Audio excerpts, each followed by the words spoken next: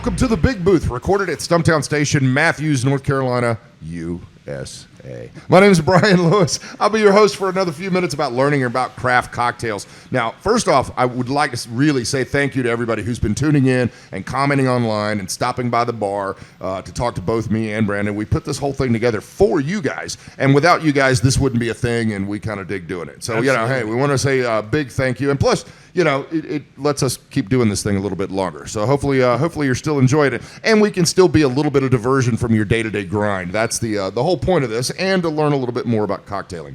So moving on, let me introduce my co-host. He was born at a very young age. He was once a stunt double for Peter Dinklage, Season 4, Episode 9. He's Chris Rock during the week, but totally Will Smith on the weekend. He's the co-order of Stumptown Station, Matthews, North Carolina, and my drinking buddy, Brandon Mills. I appreciate it. Thank you. That's a good one. I gotta go back and watch that one. It's hard. It's hard to come up with new ones every time, but that's my goal, is to raise the bar. Each time we're going to see if that. I was in fact born at a young age. A lot of people don't know that. That's a rarely known fact. So if you're watching the video, you'll notice that we're in a new location. We're actually not in the Big Booth. So being able to film actually in the Big Booth downstairs at the bar was a cool idea back when we were closed during COVID. And so now we're open 7 days a week, and so now we're going to move upstairs and see if this works. And if it works, we'll stay. If not, we'll start doing it from Brandon's garage, which will be a blast. I get the feeling as soon as she sees that, not going to happen. Right. Yeah, we're going to find a way to make that work. So we're going to try this out, and no telling what sort of interruptions we're going to have since the bar is open downstairs, but I kind of dig that, chaos. Yeah, I do like chaos, could be. man. We'll see. So the last couple of episodes that we've done, we've gotten into the basics of making cocktails, right? We've gotten into the 4 parts of a cocktail. We got into the tools of the trade. So this week we're going to kind of bring it back home and get another cocktail spotlight on, and our cocktail for episode 4 is the Sazerac. The Sazerac. That's just fun to say. Yeah, it's a great cocktail. It's one of the originals, and it's such an interesting story because it's actually the official cocktail of New Orleans. So, really? Yeah, in 2008, they actually made it the official cocktail of New Orleans. See, I would have assumed hurricane. But no, they in 2008, because it has such a storied history there. Right. And it's kind of hard to find all of the details about the Sazerac, but it originated in New Orleans. But it originated in New Orleans, yeah. At the Sazerac House was actually the name of the bar. Okay. Started out as a coffee shop, and then it actually became a bar as time went on. But it started out there, and actually, realistically, more than any other cocktail, that cocktail has a home. So, in New Orleans, that actually has a home.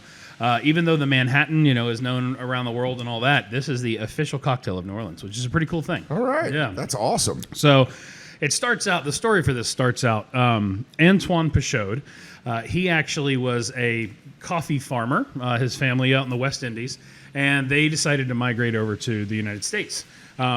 There's a bunch of different stories as to why, but a little bit of a revolution, and they decided to migrate to the United States. Right. That'll do it to you. So they came over here. As he grows up, he decides he wants to go into pharmacy and buys a pharmacy, buys a pharmacy and an apothecary, and starts messing about with medicines. Gotcha. Gets super interested into it. He comes up with Pechaude's bitters. And so it's his own personal blend of a cherry-style bitters. And this is the same kind of bitters you would put in like an old-fashioned or something, or I guess bitters. Yeah, it's the same style. It's a different kind, right? Okay, typically we use, in the old-fashioned, we use the Angostura with the yellow top and the big label, and that has its own storied history as well. But Pechaude's bitters was actually marketed originally as a medicine. Because and a lot of it, especially during Prohibition and all that, bitters was a really big deal for people because they couldn't really get alcohol any other way. You couldn't drink, therefore you get your medicine, and it's bitters. Exactly. Gotcha. Is that just I hate to detract a little bit, but is that the origins of bitters? Because you've got different bitters, and you've told me the bitters come from different places. Yeah, all bitters around, and they're the origin of bitters is, it's really, really, really old. It's just basically taking some sort of ingredient and resting it in alcohol, preserving it in alcohol. So that's kind of bitters overall. And then from there, so you also have shrubs, which is a totally different thing, which is doing the same thing, but having it rested in vinegar. Okay. So totally different things, but those have a storied history as well. So he decides he's going to make this up as a medicine. So he starts peddling this out, and people are getting interested in it. And now the cocktail boom is sort of starting. So he, at one point, there's one story where he's actually the guy that is credited with naming the cocktail. So he used this small egg-shaped kind of jigger, and sort of like the bell jigger that we used in previous episodes.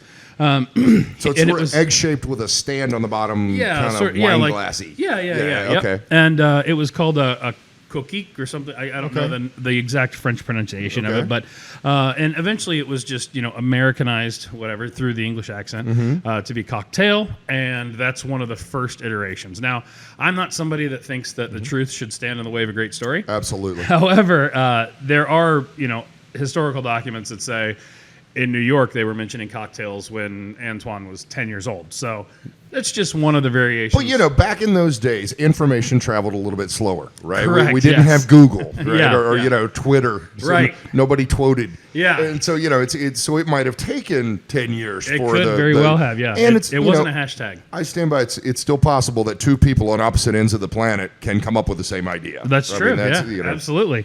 But yeah, so that's kind of the origin of the idea of cocktails. So, so what's interesting about this drink is it kind of has this hope this origin where old fashions sort of were kind of Wild West, and Central America or central of the United States. Right. Obviously, we had the Manhattan and some of the other cocktails that came from that area because all of those islands had their own name as well. Did they really? Yeah, the Manhattan. So there was a the Bronx, the Queens. You had all of those. Yeah. Was there a Jersey City? So, no, there was not a Jersey City. But yeah. We sadly we'll cover that one when we get into the Manhattan. Okay. Yeah. We'll do that. But so anyway. But the Sazerac actually ended up becoming kind of a French-influenced cocktail, so it follows its way down the Mississippi, and that's kind of where this comes from. Gotcha. So the Sazerac starts out, and the interesting part of this is that there's one little bug that ends up changing everything for the Sazerac. So the Sazerac starts out as a cocktail made with Peychaud's bitters, a measure of sugar, and they used cognac. They used cognac to make this cocktail. Now, today, as we know, is cognac French? Yes. Yeah. Okay. Yeah. Well, it's Frenchish. It's a style. It's a style of liqueur. So, cognac is made, using grapes and all that. So, there's this small aphid that in this time period, there's this in the 1880s. Okay. There's this. Not much was going on around then. Right. There's this small aphid where. Gets a hold of this, not a whole lot at the time. I cracked myself up on that one. I'm okay. Sorry. I'm derailed. I know. We got to back up a little bit. No. Yeah. That's staying. That's totally staying in. So anyway, they're drinking this cocktail, the cognac with the sugar, the cognac sugar and the Peychaud's bitters, right, and then a twist of lemon. This aphid gets a hold of the grape crop, and at the time, and cognac becomes more and more and more scarce. So now they can't get it anywhere. So they decide they're going to sub out, and they're going to switch out to rye. Okay. So they go from now they can also do bourbons or they can do all those kind of things as well, but they switch out to a rye. And rye whiskey around that same time was pretty popular. Yeah. It absolutely was, because it was something that was easier to make, right? So now at this same time, if you go into like the history of bourbons and ryes and all that, the U.S. government is giving away land for people to grow crops, and all these things are kind of happening that are super interesting in the bourbon whiskey world. So rye was easy to get a hold of, right? Okay. It's a very hardy grain. It's easy to make bourbon from, or make whiskey from. And so anyway, they add in the rye ingredient. They sub out cognac, and now we have a measure of sugar, dashes of Peychaud's bitters, our rye, and then a lemon twist, right? So that's kind of as we know the cocktail. And it's a very basic cocktail, and it seems like it would make sense given the time, because these are all ingredients that somebody could find in 1880s New Orleans. Yeah, and actually, the first published version of the Sazerac as we know it today was in, I believe it was 1908. It was a cocktail book called The World's Cocktails and How to Make Them. And they called it the Sazerac? It was called the Sazerac because it came from the Sazerac house in New Orleans. Right. Okay. Yeah, and that bar changed hands many times, and a lot of different things ended up switching places, and so the bar ends up moving around a little bit, but that's why I say it's kind of hard to find the history of that exact location. But the story with the cocktail pretty much stays the same. Okay. So, and if there's anybody in New Orleans that knows the story or knows more depth on the story, absolutely send it to us. I mean, yeah. You know, we're not going to remake this episode or anything. Right. But send it to us. It'd be interesting to know. Yeah. So, yeah, it absolutely would. And I mean, you know, as much research as I've done over and over on it, it's really hard to find just one origin of this particular thing, other than all the way back to Anton Peychaud. And that's, you know, a lot of historical records. You know, you've got multiple accounts of different things, and no one is going to be just right. You've got to kind of read them all and and kind of draw your own conclusion. And the biggest one there is just that, you know, it makes its way into multiple. So the World's Cocktails and How to Make Them is actually a rewrite of a similar book from earlier that was Drinks and How to Make Them. So that was sort of one of the biggest cocktail books that ever came out at the time. Right. And the Sazerac goes all the way back to that book as well. So it's really cool to find those cocktails that they were drinking, you know, hundreds of years ago and that have carried through, because that's, you know, what interests me about classic cocktails is that they are classic for a reason, because they are so solid and so good, and they've been tried and tested, and then they just develop this history around them. And then to think, you know, we've got, you know, people sitting around tables discussing, you know, the future of the country. We've got people talking about the future of industry. We've got people doing all of these things, drinking the same cocktail that you and I can go make right now. Yeah, and that's, you know, and it survives generationally, and there's not a lot of things that survive generationally. Yeah, generationally over the years. Right. And so you know, it's from time to time. So. But there's not a lot of things that survive that way. Yeah. And you had mentioned it one time, I think, in one of the episodes, where everybody wants to drink like their grandfather anyway, because you don't want to drink like your parents. Yeah. And so this one, you know, has continued to grow. Yeah, and it's funny because I don't really think of it as a overly well-known cocktail. When I think about the things that people order in bars, I don't think, you know, you see a Sazerac on high-end cocktail menus pretty much wherever. And most of the cocktailers know how to make a Sazerac because we know the history of it. And you know what comes up. But it's not something that you would just walk into, your regular, sports bar. I mean, it's, I'm from the other side of the tracks, and it's not one that I had really. I'd heard of it once, right? And it sounded like something that I couldn't afford, so I'd never got one. Right, exactly. Yeah. So making it more approachable to everybody too is a huge thing. So it's on the menu at Stumptown Station. Yeah, absolutely. It's on the menu most places. Since we opened. And we've talked about. Being able to do this at home, and get your tools and get your 4 ingredients and all of that. And this is a very simple cocktail because it sounds like it's got very basic ingredients. Yeah, very basic ingredients. I would tell you that this is definitely one that if you're going to make a cocktail for somebody to try and impress them and you have very limited ingredients, this is a great one to do it. Now, eventually we start adding in absinthe into the history there. So we're going to do that as we make this cocktail. But with the French influence, obviously becomes absinthe. And then there's a whole series of things that happens when the United States outlaws absinthe, and then they've got to. That's what I was. Okay, so I was just sitting here trying to think. Okay, absinthe is not the poison. That's arsenic. Arsenic is yeah. But absinthe, there was something about absinthe that it was illegal at one point. In 1912, the United States actually outlawed absinthe because it was made in worm. It was rested in wormwood, and so that has the possibility to have hallucinogenic properties, and so that's where you hear people talk about, green fairy and green dragon and all that. But realistically, I mean, you'd have to drink a whole bottle of the stuff in order to have those kind of experiences anyway. And realistically, if you drink a whole bottle of pretty much any alcohol, you're going to have a different kind of time. You're going to have a whole purple dragon You're going to have thing a whole going time. on. Yeah, okay, gotcha. Yeah, and absinthe is such a cool drink because it's got such a ritual to it, and we get to use it in this cocktail just for because it was so hard to get back when they were making the Sazerac. It's just a touch. It's just there for that smell and that flavor to try to bring everything together. Okay. And I truly do believe that a Sazerac without the absinthe is just purely missing the coagulant for the drink. It just doesn't bring it all together. So because it's such a strong smell and such a strong thing that you add to it, adding just that little squirt to it, makes a huge balance. It makes just a huge difference. So it's definitely a critical part of it. But I would say that's the one thing that I would say wraps that whole cocktail up. I'm telling you. Together. In fact, all right, if you're watching on YouTube, actually, if you're listening too, I'll give you a peek behind the curtain. So we don't necessarily record these in order. We already made the second part had already filmed that. So, That's right. so you know, we have the Sazerac here that we're showing on the video. That's right. We got started. Yeah. And it's tasty. Let me tell you, it smells awesome. And we're going to go behind the bar and we're going to make one right after this. The news break is coming up right now. Stick around. Hey, it's Brian from the Big Booth Podcast, and I've got in my grubby little hands the week's news report of what's happening this week, the week of April 12th, 2022. Wednesday night, it's the biggest trivia night in town, and you want to be here for that. Plus, next week, I'm going to give you a little preview. April 20th, we're doing a very special Johnny Babb Music Trivia Night. It's happening here, Wednesday, April 20th. Come see if you can be better than Babb. Friday night, we have Kevin Russell. The last time we saw him, he was specifically not wearing a dress. It's called a kilt. And this week, it's going to be tax day, and we don't know if he's going to have the shirt on his back. So just come up Friday, and let's see what Kevin's wearing. Also, Saturday night, where we're getting experimental again. We're calling this Lord Bobby Night. It's going to be DJ Ice Tray and a party that's going to be happening in here. It's going to be a thing.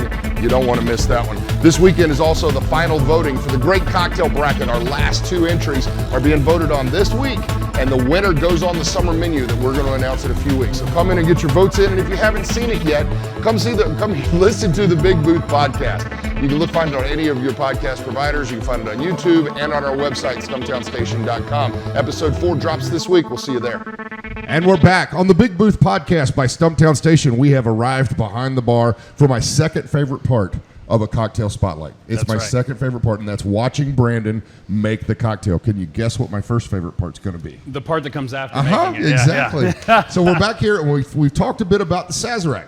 And we talked about the history. We talked about some of the things that are in it. So now, Maestro, let's see what you got going on. Yeah, here. Absolutely. So one of the things that's important in the recipe is actually an absinthe wash. So absinthe was, is something that's very, very heavily flavored, so we only want just a little bit of it. Now, the recipe originally calls for absinthe to be poured directly into the glass, swished around, and then thrown out. Mm-hmm. Well, I don't think that we should throw liquor out. So what we do is we use a small atomizer, just a perfume atomizer, very, very simple. You can get it online, just a simple thing, and we fill that with absinthe, put that there, and then give that a couple of nice spurts right into the glass. And then it coats the inside of the glass. And it coats the inside of the glass, I see. yeah. So and I don't know if you can see it on the camera if you're watching it on YouTube, but it's got like a haze along the inside of the glass here. That's really cool. There's a nice little haze there. The important part of it, though, is that this adds to the smell. So as we use all 5 senses, this adds to the smell of the cocktail. So, So program that kind of in your mind. It's that very heavy licorice flavor. Yeah. I was just thinking it's candy. What is it? It's anise. Yeah, it's anise spice. So so it's a very, very heavy licorice flavor. Now, so that sits on the inside of our glass. Now, as we talked about, the recipe's gone through a few different iterations. This is where we stand today. This is where we end up now. We're going to use Whistle Pig 10-year rye, small batch rye, just because it's a great rye, and I really, really enjoy it. That works. So we'll go ahead and add. We're going to do about a 3/4 jigger, so about an ounce and a half. Let me test my tools knowledge. Yep, right about up an to ounce the and a little half. line in there. Yeah, right there, right into our mixing glass there. We'll do that'll live down there for a minute. We'll do 2 dashes of our Peychaud's bitters, Anton Peychaud, maybe 2.5, just to get that color, a little bit more of that sort of rose gold out of the. It's hard to see on the camera, but you'll end up with a bit of a rose gold color. All right. And then from there, we'll do a little bit of simple syrup. I'm going to do a 3/4 ounce simple syrup. Now, this is just because it's more of the classic recipe. For me personally, I actually like it a little bit sweeter. Okay. So, and as we've talked about with all of our cocktail recipes, make the adjustments that you want because your palate is the best palate that is out there. Right. So make it once, to the standard. Yep. And then you can tweak those 4 parts as you go, depending on your own taste. Exactly. I can be taught. That's right. That's absolutely right. So we'll take our ice here. Now, another thing about this cocktail is it's typically served neat. However, I do like mine on ice. Same thing. Ice adds in just a little bit of dilution and adds in just, cuts that whiskey a little bit. I am not a big rye drinker, so I don't necessarily love the burn of the rye, so I like a Sazerac with a good bourbon as well. But if I'm drinking a rye Sazerac, I will serve it on ice for myself. Just a personal preference. Now, when it's served at the bar at Stumptown Station, is it rocks or is it we served ask. neat? Yeah, we actually ask, and that's just because I would like to be asked. So, golden rule and all. So, but this is the classic. We're sticking with the classic recipe. So we're going to say the same thing with adjusting the amount of simple syrup is try it both ways. Try it this way, try it with rocks, see which one you like better. Absolutely. So that's our Sazerac cocktail, and the traditional garnish is a nice little lemon peel. So we'll take that, get a nice nice broad piece of lemon on there. And we'll take that and just do our twist into the cocktail. Now, it's hard to see on camera, but we can do it here. When you hold your hand out, when you do this, you can actually feel the oils. So what I'm doing is I'm just pinching that lemon in between my fingers, and you can actually feel the oils come off. Now, the important part of that, we'll rim those oils onto the edge of that glass, and the important part of that is that it actually adds, again, more nose to the cocktail. So smell that, and it smelling the oils, it smells like pure lemon. So, yeah, that's very simple cocktail. But it's rooted in a bunch of history, and I'd hate to rob you from your favorite part. Oh, yeah, my favorite part of it. Here we go. It's a solid cocktail. Wow, that is super good. Yeah. And that's the thing. I mean, the Sazerac is just a very, very basic, one of the original classics, and it is just one that is so easy to make and really find your own mix for. If you like something that's a little more harsh than an old-fashioned, if you like something that has a little more bite to it, the Sazerac is definitely the way that is the way to go. Yeah. Man, that is a great cocktail. And that might be the fastest cocktail spotlight we have ever done. Very, very simple one, yeah. And we don't even have questions for Q&A with Brandon. That's true. We really don't. Well, we'll double up next time. I don't know. Does our crew have any questions for Brandon? No? Wow, they don't even have questions. Yeah. So you can email us, thebigbooth@stumptownstation.com. Send us your questions. When you're by the bar, you can talk to one of us and say, hey, add this question to the podcast, and I will absolutely spring it on Brandon because he doesn't get to know the questions before we start. That's right. So we'll spring that in and see how it goes. Hey, thanks for joining us. Next episode is going to be the Cinco de Mayo episode. And that's the tequila episode. We have a special guest that's coming. He was telling me these great stories about when he went to Mexico, where they're making tequila and all of these cool stories. And I'm like, hey, dude, can you be on the podcast? Excellent. So we're going to have Quentin join us on the podcast for Cinco de Mayo week. That's going to be on the next episode. Appreciate you joining us on the Big Booth. Cheers.